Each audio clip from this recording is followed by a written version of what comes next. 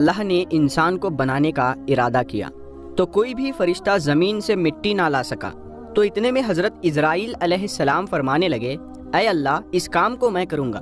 تو بس پھر اللہ کے حکم سے حضرت اسرائیل علیہ السلام اس زمین پر آئے اور پھر 3 قسم کی مٹی کو جمع کیا، سرخ، سفید اور سیاہ۔ پھر اس مٹی کو مکہ اور طائف کے درمیان میں رکھا گیا۔ پھر اس مٹی پر لگاتار اللہ کی رحمت برستی رہی۔ اس کے بعد میں اللہ نے اس مٹی کو عرش پر بلایا اور حضرت آدم علیہ السلام کا پتلا تیار کر دیا اور اس کو جنت میں رکھ دیا۔ پھر 40 سالوں تک مٹی کا وہ پتلا جنت میں رکھا رہا۔ ہر فرشتہ اس مجسمے کو دیکھتا اور یہ سوچتا کہ یہ مٹی کا پتلا کیسے چلے گا، یہ کس طرح سے بات کرے گا اور کیسے زندہ ہوگا۔ دوستو 40 سالوں تک اللہ نے اس نشانی کو قائم رکھا اور پھر ایک دن اللہ نے جنت کے تمام فرشتوں کو حکم دیا کہ آج اس میں میں روح ڈالوں گا۔ جب ایسا ہو تو تمام فرشتے اس آدم کو سجدہ کرنا۔ سب فرشتے حیرت سے اس پتلے کو دیکھنے لگے کہ اتنے میں اللہ نے اس مٹی کے پتلے میں روح ڈال دی۔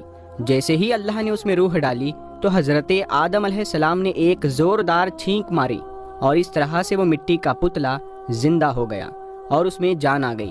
یہ دیکھ کر اللہ کے تمام فرشتے سجدے میں گر پڑے اور اللہ پاک کی تعریف کرنے لگے، سوائے ابلیس کے، جو تکبر اور حسد کر بیٹھا اور کہنے لگا، اے اللہ میں آگ سے بنا ہوں اور یہ مٹی سے، میں اس کو سجدہ نہیں کروں گا۔ تو یہ سن کر اللہ ابلیس سے سخت ناراض ہوا اور اس طرح سے اللہ نے پھر ابلیس کو اپنے دربار سے نکال دیا۔ تھوڑے دنوں کے بعد میں اللہ تعالیٰ نے حضرت آدم علیہ السلام کی خوشی کے لیے ماں حوا کو پیدا کیا۔ اس کے بعد حضرت آدم علیہ السلام اور ماں حوا جنت میں بہت خوش رہنے لگے، مگر پھر ان کی جنت میں کی گئی ایک غلطی کی وجہ سے ان کو جنت سے نکال کر اس زمین پر بھیج دیا گیا۔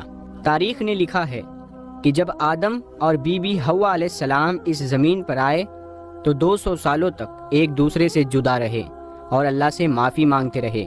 بالآخر اللہ نے ان کی توبہ قبول کی اور پھر حضرت جبرائیل علیہ السلام انہیں مکہ میں ایک پہاڑی پر چھوڑ آئے۔ پھر وہ دونوں ساتھ میں رہنے لگے۔ اس کے بعد میں حضرت آدم علیہ السلام اور ماں حوا کے 2 بیٹے پیدا ہوئے جن کا نام حابل اور قابل تھا، اور یوں اللہ نے حضرت آدم علیہ السلام کی نسل کو اس زمین پر پھیلا دیا۔